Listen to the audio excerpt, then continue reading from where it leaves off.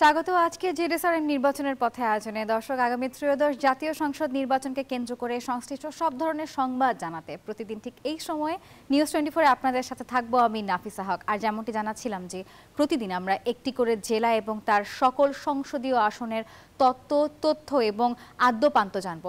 সেই সাথে সরাসরি যুক্ত হয়ে জানাবো সেই জেলার বিভিন্ন দলের প্রার্থীদের প্রতিশ্রুতি এবং ভোটারদের প্রত্যাশার কথা। অনুষ্ঠানের আজকের পর্বে আমরা জানবো আসন্ন ত্রয়োদশ জাতীয় সংসদ নির্বাচন উপলক্ষে বগুড়া জেলার নির্বাচনের সংবাদ। আমরা আজকেও বগুড়া 1 আসনের খবর জানবো এবং সেই খবর জানাতে আমাদের সঙ্গে বগুড়া জেলা থেকে আমাদের প্রতিনিধি সহকর্মী আব্দুল সালাম বাবু আমাদের সঙ্গে যুক্ত হবে। আমি পরিচয় করে দিব বাবুর সঙ্গে। বাবু, স্বাগত আপনাকে আমাদের আজকের অনুষ্ঠানে। দেখতে পাচ্ছি আপনি জনতা প্রার্থীর মধ্যে মুখরিত হয়ে আছেন। আপনি থাকুন আমাদের সঙ্গে, আমরা যুক্ত হব আপনার সাথে কিছুক্ষণের মধ্যে। ধন্যবাদ আপনাকে। দর্শক, সহকর্মী বাবু যুক্ত হয়েছিলেন আমাদের সঙ্গে। আমরা দেখছিলাম সেখানে রয়েছেন প্রার্থী জনতা। আমরা সেই খবর জানবো, তবে শুরুতে একটু বগুড়া নিয়ে কথা বলি।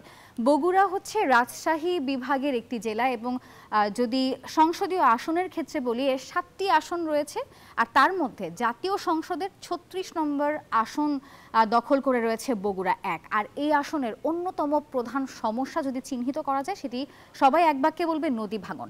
একই সাথে সেই চরাঞ্চলের মানুষের যোগাযোগ ব্যবস্থার যে উন্নয়ন, সার্বিক নিরাপত্তা, কৃষি পণ্যের ন্যায্য মূল্য ইত্যাদি নিশ্চিত সহ হিমাগার নির্মাণের দাবি এই অঞ্চলের মানুষের দীর্ঘদিনের। আর ভোটাররা প্রত্যাশাকে মাথায় রেখেই সমস্যা সমাধানের আশ্বাস যারা দিবেন সেসব প্রার্থীদেরকেই বাছাই করবেন, এমনটি বলছেন তারা। আর প্রার্থীরাও কিন্তু উল্টো দিকে দিচ্ছেন নানা ধরনের প্রতিশ্রুতি। বগুড়া থেকে এসব নিয়ে দর্শক আব্দুর রাজ্জাকের ক্যামেরায় আব্দুল সালাম বাবু একটি প্রতিবেদন পাঠিয়ে দিয়েছে। আমরা প্রতিবেদনটি দেখব। বগুড়ার সারিয়াকান্দি ও সোনাতলা উপজেলার বুক চিরে বয়ে গেছে বাঙালি ও যমুনা নদী। বছরের পর বছর ভাঙা গড়ার সাথে লড়াই করেই টিকে আছে লাখো মানুষ। প্রতি বছর নদীগর্ভে বিলীন হচ্ছে বসতভিটা, ফসলি ক্ষেত, শিক্ষা প্রতিষ্ঠান সহ নানা স্থাপনা। আতঙ্কে দিন কাটে নদী তীরবর্তী মানুষের। ভাঙন রোধে কার্যকর পদক্ষেপ চায় যমুনা ও বাঙালি নদী বিধৌত বগুড়া 1 আসনের ভোটাররা। সেই রকম আমরা একটা প্রার্থী চাই যে আমাদের নদী ভাঙনকে রোধ করে এবং আমাদের গ্রামকে উন্নয়ন করে। আমাদের এলাকায় উন্নয়ন হয়, নদী ভাঙি রোধ করতে পারে। আমাদের এলাকায় রাস্তাঘাট, নদীর কাজ বা স্কুল কাজ এগুলো উন্নতি করতে পারে, এরকম একটা লোক চাই আমরা। এখানে ভাঙা গড়ার মাঝেই নতুন স্বপ্ন নিয়ে দেখা দেয় বালুচর, গড়ে ওঠে বসতি। যমুনার বালুচর যেন কৃষি বিপ্লবের নতুন ঠিকানা। অর্ধশত চরে বছরে 2 লাখ টনের বেশি ফসল উৎপাদন হয়, যার বাজার মূল্য 2000 কোটি টাকার বেশি। উন্নয়ন বঞ্চিত চরাঞ্চলে যোগাযোগ ব্যবস্থার উন্নতি, মানসম্মত শিক্ষা ব্যবস্থা নিশ্চিত, স্বাস্থ্যসেবার মান উন্নয়ন, নিরাপত্তার জন্য পুলিশ ফাঁড়ি স্থাপন সহ নানা দাবি এই অঞ্চলের ভোটারদের। এছাড়াও কৃষি পণ্যের ন্যায্য মূল্য নিশ্চিত সহ হিমাগার নির্মাণের দাবি এই জনপদের মানুষের। চরের ভিতরে 4টে ইউনিয়নে আমাদের পারাপারও মানে ওখানে কোনো কিছু হলে এখান থেকে যাওয়ার অনেক অসুবিধা হয়। তা আমাদের ওখানে একটা ফাঁড়ি থানা হলে অনেকটা সুবিধা হইতো। কৃষি পণ্য মজুত করানোর জন্য একটা হিমাগার চাই। আর আমরা একটা কলেজের জন্য দীর্ঘদিনের দাবি আমাদের। ভোটারদের প্রত্যাশা পূরণের পাশাপাশি নির্বাচিত হলে উন্নয়নের নানা পরিকল্পনা বাস্তবায়নের প্রতিশ্রুতি দিচ্ছেন সম্ভাব্য প্রার্থীরা। অবহেলিত এই জনগণ, আমার চিন্তা ভাবনা হলো এই তাদের জন্য কোনো চিন্তা মানে কষ্ট না করতে হয়, তাদের জন্য কোনো পরিশ্রম না করতে হয়। আমি যেন দৌড় গোড়ায় যে তাদের সাথে মিশতে পারি, কথা বলতে পারি, সুযোগের সৃষ্টি করতে পারি। আমাদের 2টা নদী দ্বারা আমরা আক্রান্ত আছি, যমুনা বাঙালি। এইটার কল্যাণমূলক আমরা ব্যবহার করব। চর এলাকায় পশুপালনের একটা বাণিজ্যিকভাবে উৎপাদনের ব্যবস্থা করা যাবে। এখানে 2টা ফাঁড়ির ব্যবস্থা ইনশাল্লাহ হবে। এখানকার রুগীদেরকে বাইরে পাঠানোর জন্য এয়ার অ্যাম্বুলেন্স সহ মানে দ্রুত গতিতে যাতে বাইরে নিয়ে যাওয়া যায়, এটা চিন্তা ভাবনা আছে। জনগণের কোনটাতে সবচেয়ে বেশি প্রথমে কাজ করতে হবে, কোনটা পরে করতে হবে, কোনটা আস্তে আস্তে করতে হবে। এই চরাঞ্চল মানুষগুলোকে আমরা যদি স্বয়ংসম্পন্ন করতে পারি, তাহলে চরাঞ্চলগুলি হবে আমাদের জন্য আশীর্বাদ। চরাঞ্চলের মানুষরা আমাদের জন্য অর্থনৈতিকভাবে স্বয়ংসম্পন্ন হয়ে দাঁড়াবে। তার পাশাপাশি তাদের যেই রাস্তাঘাট নির্মাণ করতে হবে, তাদের হিমাগার করতে হবে, সেখানে মানুষকে আপনার নিরাপত্তা নিশ্চিত করতে হবে। চরাঞ্চলের ভোটার ও তরুণরা এই আসনের সমীকরণ বদলে দিতে পারে বলছেন সুশীল সমাজের প্রতিনিধিরা। সঠিক নেতৃত্ব যারা দেয় তাদের উপরও কিছুটা নির্ভর করে, তারপর যুবক শ্রেণীর ছেলেবেলে আর মা বোনেরাও কিছুটা চায় যে আমরা যাতে করে সুষ্ঠুভাবে করে খেতে পারি, চলতে পারি। 5 আগস্টের ছাত্র আন্দোলনের পর দেশের মানুষ জনপ্রতিনিধি নির্বাচনে বেশ সচেতন বলছেন সুশীল সমাজ। তাই শুধু প্রতিশ্রুতি নয়, জনগণ এবার বাস্তবায়ন চায়। আলহাদি খান, ডেস্ক রিপোর্ট, নিউজ 24। দর্শক, বগুড়া নিয়ে আমরা একটি প্রতিবেদন দেখছিলাম এবং যে এক আসনের কথা আমরা বলছি সেটি কিন্তু সারিয়াকান্দি এবং সোনাতলা উপজেলা নিয়ে গঠিত। এই এক আসন নিয়ে যদি বলতে চাই, খুব বেশি বড় না হলেও এখানকার মূল ভিত্তি কিন্তু কৃষি, এবং সেই কৃষি নিয়ে যদি বলতে চাই, আমরা বেশ কদিন ধরেই দেখেছি বগুড়া জেলা কৃষি পণ্যে অনেক বেশি সম্ভাব্যময় একটি জেলা এবং সব কিছুতেই বগুড়ার কথা অনেক উঠে আসে। আমরা বগুড়ার প্রার্থীদের কথা শুনবো, তারা আসলে এই সব বিষয় নিয়ে, নির্বাচন নিয়ে কি ভাবছেন। যুক্ত হবো আমাদের সহকর্মী আব্দুল সালাম বাবুর সঙ্গে। বাবু, আমরা কিছুক্ষণ আগে প্রতিবেদন দেখছিলাম, একটা বিষয় আমি আপনার কাছ থেকে আসলে জানতে চাই, যেটা আপনি প্রার্থীদের কাছ থেকে আমাদের কাছে জানাবেন, সেটি হচ্ছে এই যে বগুড়া যেটি কৃষি ভিত্তিক একটি জায়গা, সেখানে আলু বলি, চাল বলি অনেক বেশি উৎপাদন হয়, কিন্তু আমরা প্রতিবারই দেখি হিমাগার নিয়ে একটা ঝামেলা থাকে। আলু চাষি যারা থাকেন তারা রাস্তায় আলু ফেলে মানববন্ধন করেন এবং তাদের অনেক ধরনের দাবি থাকে। প্রার্থী যারা আপনার সঙ্গে উপস্থিত রয়েছেন, তারা কি বলছেন এই নির্বাচনে তারা যদি জয়ী হয়, তারা এই কৃষকদের জন্য কি করবেন, যেহেতু বগুড়া একটি কৃষি সম্ভাবনাময় জেলা?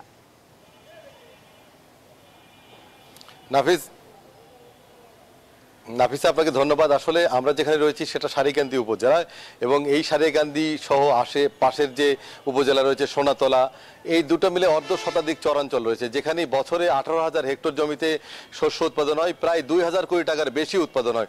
তো সেই শস্য যেন ন্যায্য মূল্য পায়, হিমাগার থাকে, সেই ব্যাপারটা নিয়ে আমরা কথা বলবো। আমার ডান পাশে রয়েছেন বাংলাদেশ জামাত ইসলামের কেন্দ্রীয় নির্বাহী পরিষদের সদস্য এবং জেলা জামাতের সাবেক আমির এবং এই আসনের একক প্রার্থী অধ্যক্ষ শাহাবুদ্দিনের সাথে।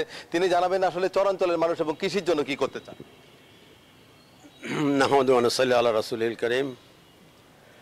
আজকে নিউজ 24 থেকে আগত সম্মানিত ভাইয়েরা, আপনারা এটা জানেন যে বগুড়া জেলার মধ্যে সারিয়াকান্দি এবং সোনাতলা বন্যা প্লাবিত এলাকা বেশি, নদী ভাঙনের এলাকা।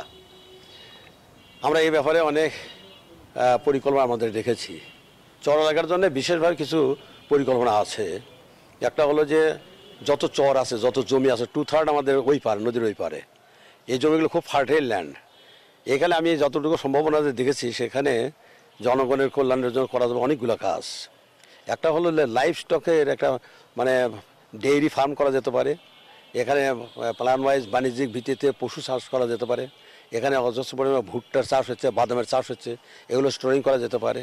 এই এলাকার জনগণের কল্যাণের জন্য অনেকগুলো কাজ করা যায়, শিক্ষা প্রতিষ্ঠান, চিকিৎসালয়, ফাঁড়ি।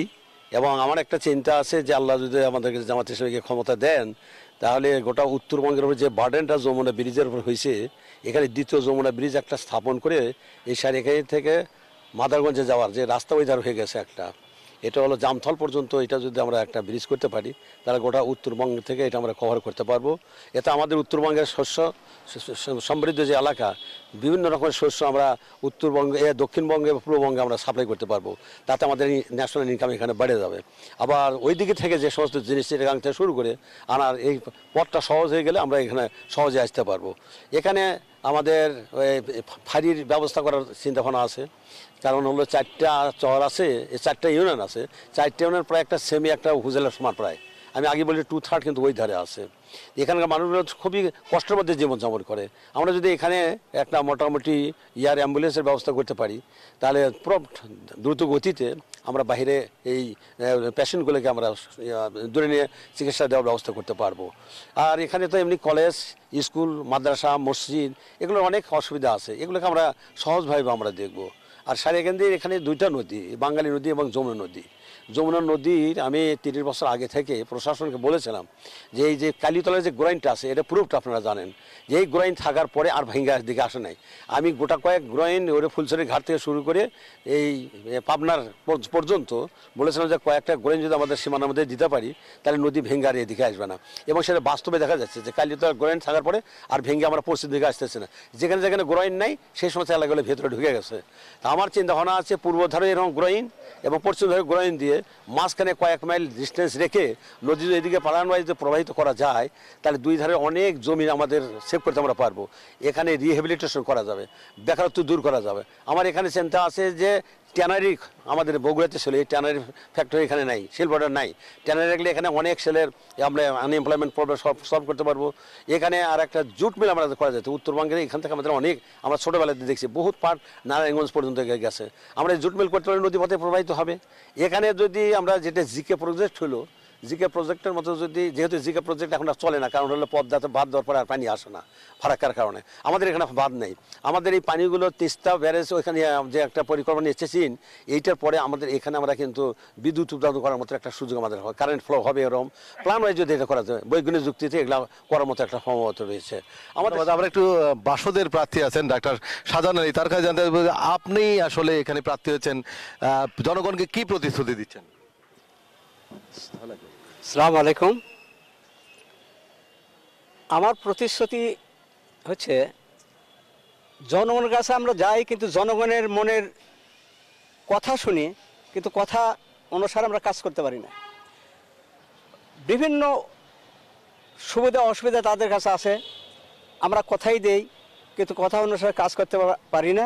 আমার চিন্তা ভাবনা হলো এই যে এলাকার জনগণ এই যমুনা নদীর ভাঙ্গনের ফলে জনগণ, বিশেষ করে চর অঞ্চলের যে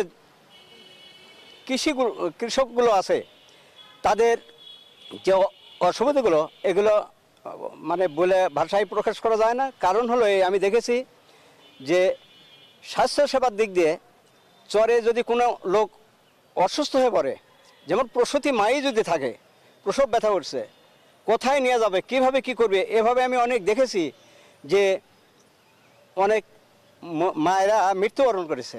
আমার চিন্তা ভাবনা হলো এই যে চর থেকে যদি এই পশ্চিম ধার পর্যন্ত এই নদীপথে যদি কোনো একটা তড়িৎ ঘড়িতে কোনো ব্যবস্থা করা যায়, এরকম একটা চিন্তা ভাবনা নিয়ে আমি। আমরা একটু আরেকবার অধ্যক্ষ সভাপতির কাছে যেতে চাই যে আসলে স্বাস্থ্য সেবা থেকে আসলে চরের মানুষ পিছিয়ে, সেই মানুষদের জন্য আসলে কি করতে চান? স্বাস্থ্য সেবার জন্য আমাদের প্রথম চিন্তা আছে ওইখানে অন্তত ক্লিনিক বা সেমি হসপিটাল করা লাগবে, এটা করা যেতে পারে।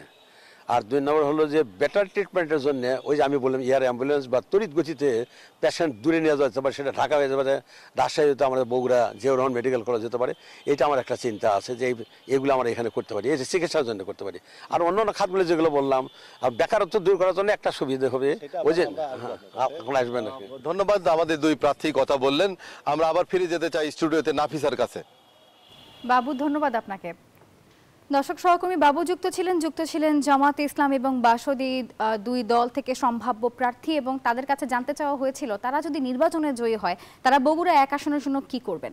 তো দুজনই চিকিৎসা খাতে অনেক বেশি জোর দিলেও জামাতের যিনি প্রার্থী রয়েছেন তিনি কিন্তু বারবারই বলছেন ব্রিজ সংস্কার, ব্রিজ নির্মাণ এসব ক্ষেত্রে, এবং তাদের দুজনের কথাতেই উঠে এসেছে যেহেতু চরাঞ্চল জায়গা এবং 2/3 জায়গায় প্রায় চরাঞ্চল, তারা সেই জায়গাকে কেন্দ্র করে আসলে উন্নয়নের স্বপ্ন দেখছেন। এই নিয়ে আমাদের আরো অনেক খবর আছে দর্শক, সেটা দেখাবো আমরা বিরতির পরের অংশে। সে পর্যন্ত সঙ্গেই থাকুন। আপনারা দেখছেন জেডএসআরএম নির্বাচনের পথে। বিরতির পর দর্শক আরো একবার স্বাগত জানাচ্ছি। আপনারা দেখছেন জেডএসআরএম নির্বাচনের পথে। বিরতিতে যাওয়ার আগে আমরা প্রার্থীদের সঙ্গে কথা বলছিলাম এবং সেই প্রার্থীরা জানাচ্ছিলেন তাদের বগুড়া 1 আসন নিয়ে আর কি কি স্বপ্ন এবং কি সম্ভাবনার কথা তারা বলছেন সেগুলো। এবারে আমরা এই পর্বে আবারও প্রার্থীদের সঙ্গে যুক্ত হব, জানবো তাদের নির্বাচন নিয়ে আর কি পরিকল্পনা রয়েছে। যুক্ত হব সহকর্মী আব্দুল সালাম বাবুর সঙ্গে। বাবু, বিরতির আগের অংশে আমরা শুনেছিলাম তারা ওই এলাকার কৃষিভিত্তিক কি উন্নয়ন করতে চায়। এবার জানতে চাচ্ছি যে দুজন প্রার্থীর সাথে আপনি কথা বলবেন, জামাতের জনপ্রিয়তা আপনি কেমন দেখছেন, এই নির্বাচনকে কেন্দ্র করে দুজন প্রার্থী আর কি বলছেন?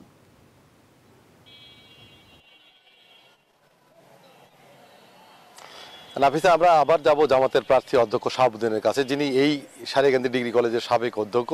আমরা তার কাছে জানতে চাইব যে দীর্ঘদিন ধরে আপনি অধ্যক্ষ ছিলেন এবং তরুণ প্রজন্মরা 24-এর গণ অভ্যুত্থান ঘটেছে, সেই তরুণ প্রজন্মের জন্য আসলে কি করতে চান? জি ধন্যবাদ। আমরা তো এখন এটি বেশি চিন্তা করতে হচ্ছে, কারণ 28 লক্ষ বাংলাদেশে এই আনএমপ্লয়েড অবস্থা আছে, বেকারত্ব অবস্থা আছে। আমি চিন্তা করি যে দুইটা লার্জ স্কেল, আমি ইন্ডাস্ট্রির কথা বললাম, এই দুটা। অন দি আদার হ্যান্ড এদেরকে প্রশিক্ষণের ব্যবস্থা করবে, ফ্রিল্যান্সিং সহ কটেজ ইন্ডাস্ট্রি কিছু করার যথেষ্ট স্কোপ আছে, চরেও আছে, এধারেও আছে। আর এখানে আমরা শর্ট কোর্সের মাধ্যমে যে ট্রেনিংগুলো দিয়ে বিদেশে পাঠানো যায় অল্প খরচে অথবা সরকারি খরচে, মিনিমাম খরচে, যাতে আমরা বাইরে পাঠাতে পারি। পৃথিবীর প্রায় 200টা দেশে আমাদের দেশের জনশক্তির আমাদের চাহিদা আছে।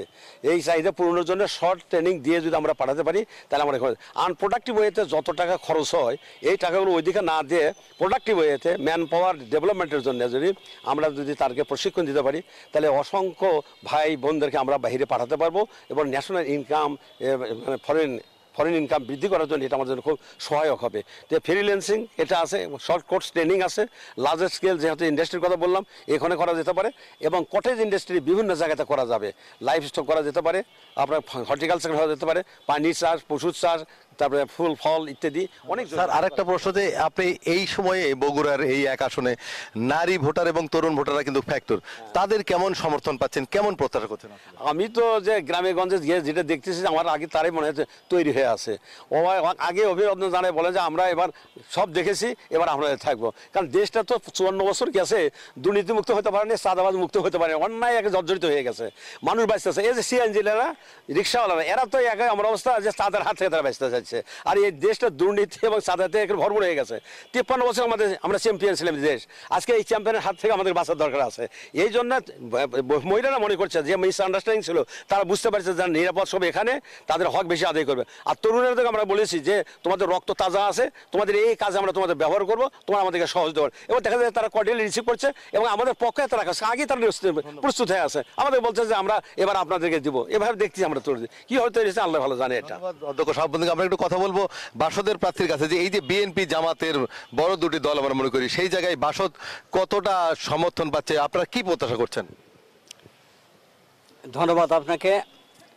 সমর্থন হলো এই যে বাসদ তো দল আজকাল না, অনেক দিনের, কিন্তু আমাদের প্রচারণাটা কম। কারণ হচ্ছে প্রতি উপজেলায়, প্রতি গ্রামে, প্রতি ইউনিয়নে কমিটি থাকার দরকার। আমরা হয়তো এভাবে এগোতে পারিনি। তো চেষ্টা করছি যে বাসদ থেকে কেবল শুরু করছি আমরা, ভবিষ্যতে কি হবে বলতে পারবো না, জানা যায় না। তো আমরা চেষ্টা চালাচ্ছি, চেষ্টা চালিয়েই যাব। আমাদের চিন্তা ভাবনা হলো এই যে আমরা বিভিন্ন জায়গায় দেখেছি, বিভিন্ন কথা শুনেছি যে কৃষকেরা যে অবহেলিত, বিভিন্ন ধরনের পণ্য উৎপাদন করে কিন্তু তারা ন্যায্য মজুরি পায় না। যতক্ষণ পর্যন্ত কৃষকের কাছে এই জিনিসগুলো থাকে তখন দাম নাই, কৃষকের হাত ছেড়ে গেলেই সেটা মহাজনের হাতে চলে যায়। তো আমাদের চিন্তা ভাবনা হলো এই যে এই কাজ থেকে যেন কৃষক মুক্তি পায়। ধন্যবাদ। আসলে একটি কথা জানিয়ে রাখি যে দুই প্রার্থী কিন্তু তারা বলছে চরাঞ্চলের যে কৃষক রয়েছে এবং কৃষি রয়েছে সেই কৃষির উন্নয়নের কথা তারা বলেছেন, পাশাপাশি যুবকদের, তরুণদের কর্মসংস্থার কথা বলেছেন অধ্যক্ষ শাহাবুদ্দিন, এবং বাসদের প্রার্থী বলছেন তারাও চেষ্টা চালিয়ে যাচ্ছেন। সব মিলিয়ে বগুড়া এক আসনে ভোটাররা নদী ভাঙ্গন থেকে রক্ষাসহ চরাঞ্চলের যে কৃষক এবং কৃষি আছে তার রক্ষাসহ সার্বিক উন্নয়ন প্রত্যাশা করছে। নাফিসা। বাবু, ধন্যবাদ আপনাকে আমাদের সঙ্গে যুক্ত হওয়ার জন্য। সেই সঙ্গে ধন্যবাদ দর্শক এতক্ষণ ধরে যারা আমাদেরকে দেখছিলেন। আজ আমরা ছিলাম বগুড়া এক আসনে, কথা বলেছি সেখানে বাসদ এবং জামাতে ইসলামী দুজন প্রার্থীর সঙ্গে। তারা বলছিলেন বগুড়া এক আসনে তাদের কি কি সম্ভাবনার কথা রয়েছে, তাদের কি কি আশার কথা রয়েছে। এবং আপনারা যেমনটি জানেন আমরা প্রতিদিন এই সময় হাজির হয়ে যাই এবং বিভিন্ন জেলার সাথে যুক্ত হয়ে সরাসরি সেখানকার নির্বাচনের পরিস্থিতি আপনাদেরকে জানাই। ঠিক তার ব্যতিক্রম হবে না, আগামীকালকে আমরা যাব আরও একটি জেলায়, জানাবো সেই জেলায় নির্বাচনের আদ্যপান্তের খবর।